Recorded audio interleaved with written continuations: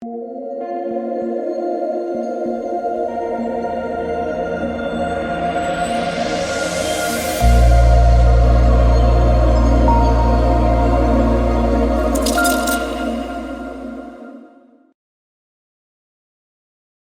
finally have the first big NBA preseason slate of the year. 5 games on Monday. But before we get into the breakdown, if you guys are new to the channel, welcome. My name is DK. I cover content for Draftkings, NBA, NFL, as well as Prize Picks. Prize Picks is the sponsor of today's video. Make sure to use the code DKDFS for a 100% match up to $100.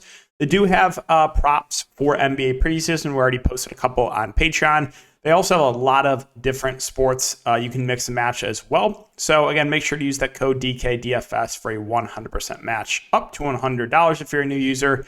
If you guys are looking for more in-depth content, you can check out my Patreon. A lot of different packages, also offering a prize pick package as well.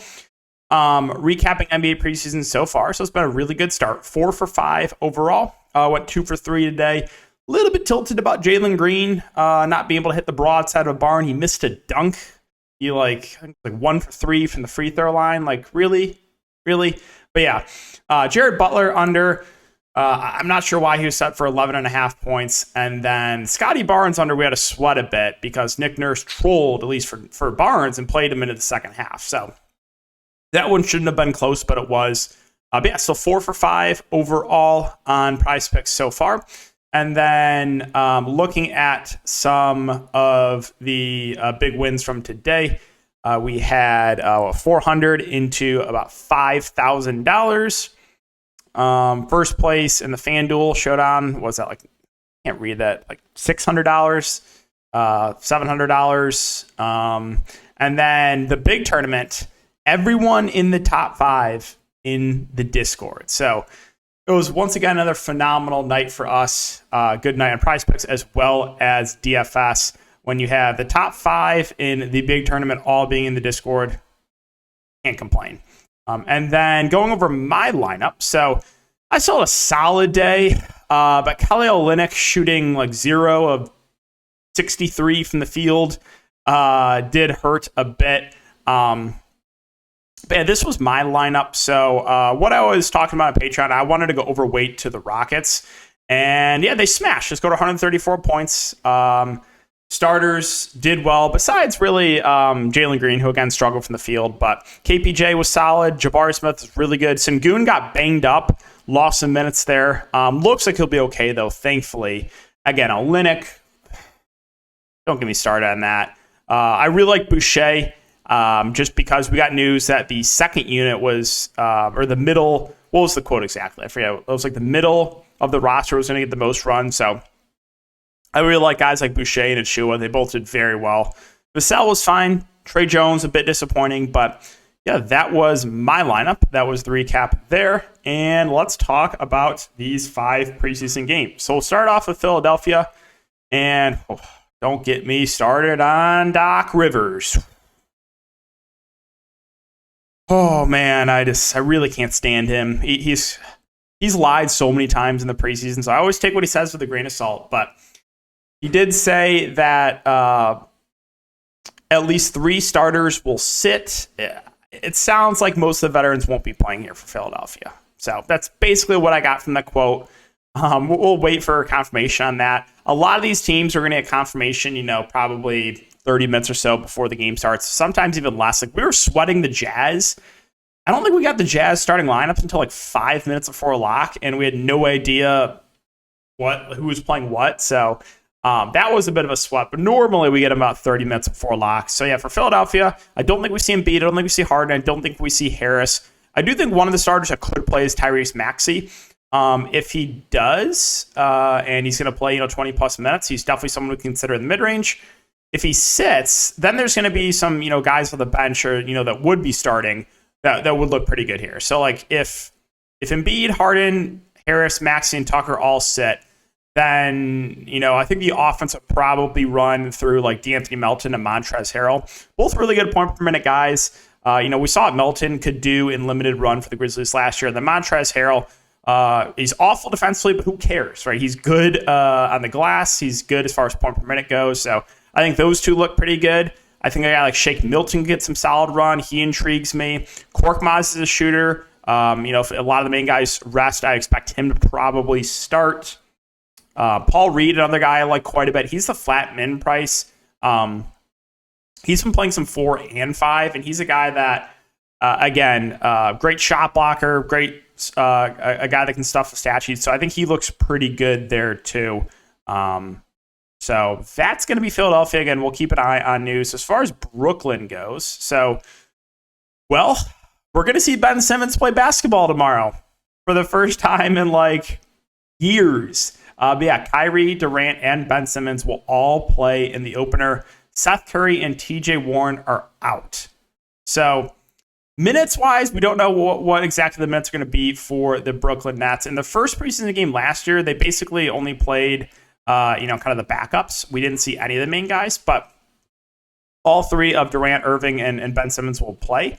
And if I had to guess, I would say low 20s minutes for all 3, which makes them pretty solid plays. I think Ben Simmons intrigues me, only 5.1K, unless he's going to be limited. But that's a relatively cheap price point for Ben Simmons. As far as KD and Durant goes, I think they're both good spend-ups, again, assuming that they do get decent run here, which, like I said, I'll have updates for everything on Patreon. We'll do the live stream as well. All the updates, which is, again, very, very important for preseason, that'll be on Patreon.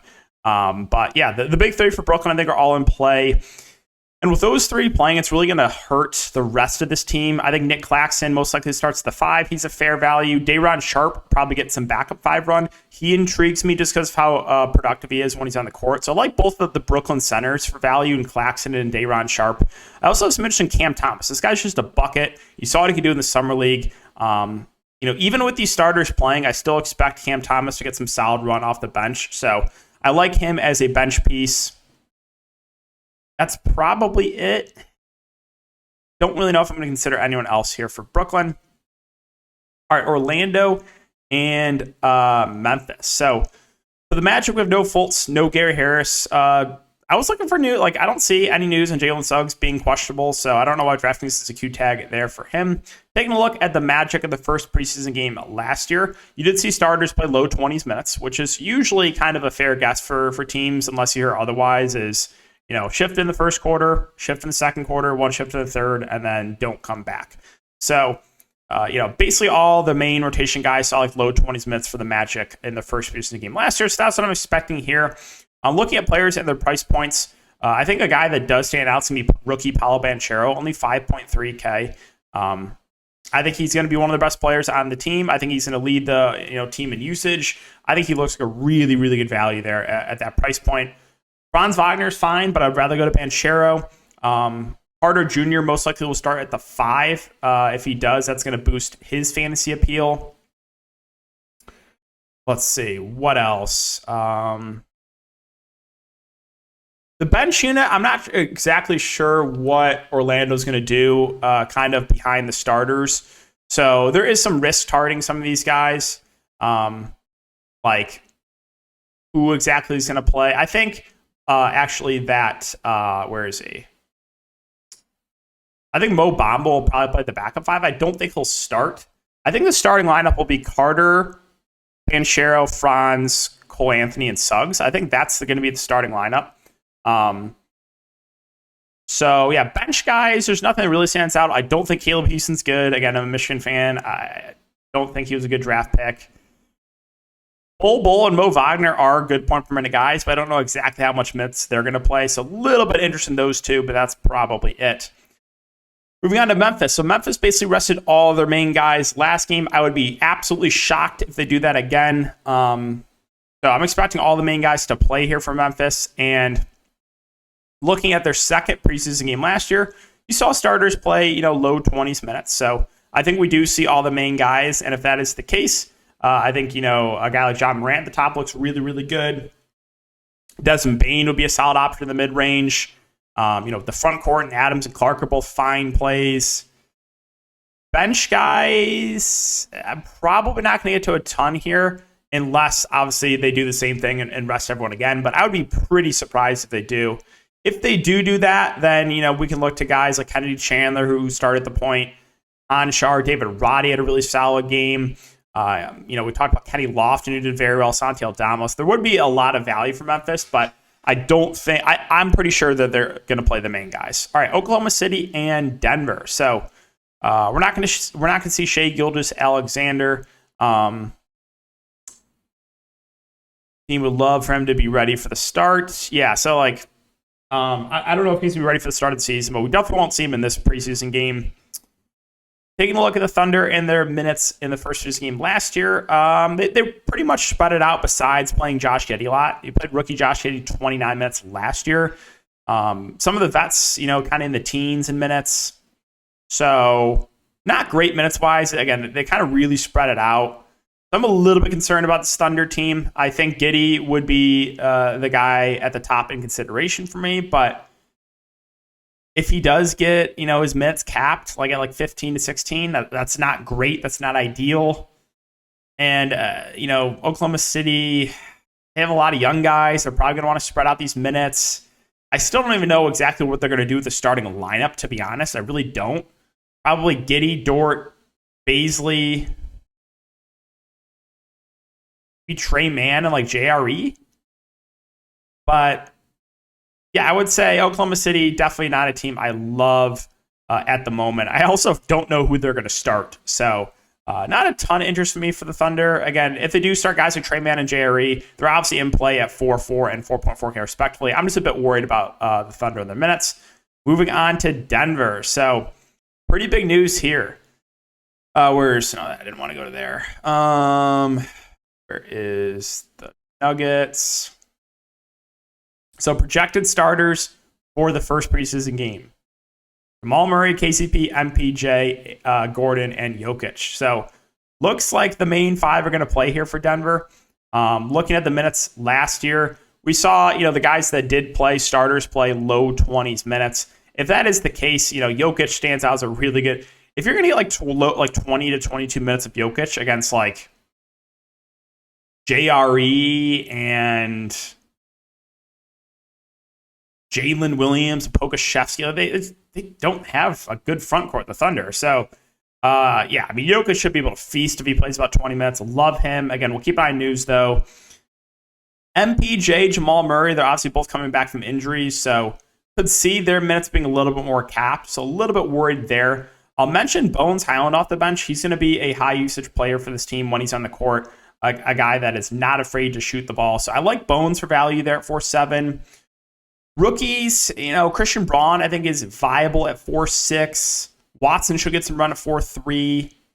Gillespie is confirmed out. But mainly the starters, and then Bones Highland and the rookies there. All right, Portland and the Clippers. So no real news for the Trailblazers that I could find on Twitter yet. In the first preseason game last year, you saw a couple starters playing the teens. Nurkic was the only starter actually that played over 20 minutes. He played 23 minutes. Let me just say this. It is a great day when you have Yusuf Nurkic and Domantas Sabonis play basketball on the same day. Can't beat that.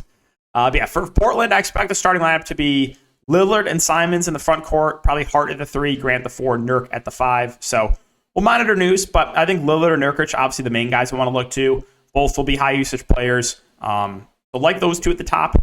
Mid-range guys like Hart, Grant, and Simons, not as excited about. Rookie Shaedon Sharpe does intrigue me. He's cleared for training camp. He got injured in Summer League.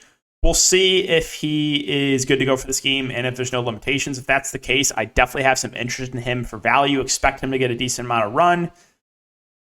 Nasir Little could also get some solid run there too. I think he's okay. But that's probably it for Portland. Moving on to the Clippers. So Clippers also pretty big news. Let's see if I can find it again. I have a lot of tabs open here. That Kawhi Leonard will make his return. Now, I haven't seen anything definitive on how much exactly they're going to play. Looking at the first preseason game last year for the Clippers, they rested a lot of the ball. They did play a couple of the vets. It was weird, right? Reggie, Bledsoe, and Zubac all started, but they played not a lot. They gave a lot of the end of the bench guys run. So kind of a question mark exactly how the Clippers are going to run this rotation. But I'm definitely worried about guys like Kawhi and Paul George coming off injury.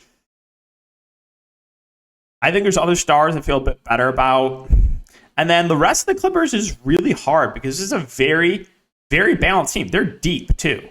Like they're like 10, 11 deep with like solid players. So just not a lot else that I really like here for the Clippers. Yeah, I mean, John Wall's 4-6. They've been mixing and matching lineups with like him starting and him coming out the bench. I think he looks like a decent value play. That's probably it. So Clippers, again, we'll keep an eye on it, but not a lot of interest for me right now. And then finally, the Kings and the Lakers. So both teams have new coaches, so no need to look at what they did last year. But looking at the Kings, Sabonis and Fox should be a nice 1-2 punch here for them. If we do get 20 to 25 minutes, I think they do stand out as pretty good spend-ups. Harrison Barnes, I'll pass there. Looks like Kevin Huerter will be the starting 2. Malik Monk should get some solid run off the bench. Keegan Murray also, I think, makes a pretty good value at $5K. He got a lot of run in the Summer League. Expect him to get a good chunk of run here in this game tomorrow as well. So I think he makes a pretty good value. Off the bench, again, not a ton. I mean, Davion Mitchell's fine. Matt Two's okay. But yeah, not a ton that I love off the bench. Anything for the bench there for the Kings. And finally, the LA Lakers. So Lakers, sounds like that the big three are going to play. Darvin Ham said that they want the trio to play all the preseason games to figure out right combinations for the team. And then, Troy Brown, Schroeder, and Lonnie Walker are out for the Lakers. So we have LeBron at 9-1, AD at 8-7, Westbrook at 8K. Westbrook definitely being the riskiest of the bunch. Do have some interest in LeBron and AD, again, depending on how much they play, though. With them being vets, could see their workload being a little bit more capped. Value-wise, the Lakers, I mean, the big three is going to dominate the usage. I'll probably pass in Pat Beverly.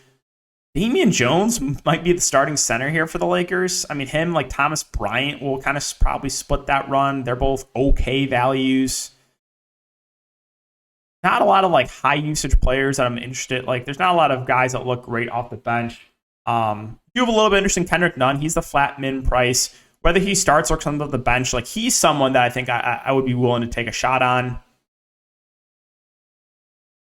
little bit interested in Austin Reeves as well, a guy that can put the ball in the bucket. But I think that's going to wrap it for the Lakers, guys, and that'll do it for the video as well. So lastly, I know I've talked about this a few times, but most importantly, keep an eye on news and adjust accordingly. Right? What I say in this video tonight could obviously change. There could be teams that we expect to rest their main guys that end up playing them, or teams that we expect to play their main guys end up resting them. That could open up a lot of value. So very important to keep it up to date with news. Again, if you're on Patreon, I'll have all the updates, player poll, live stream, all that good stuff in the Discord, answering questions all day long. So appreciate you guys as always.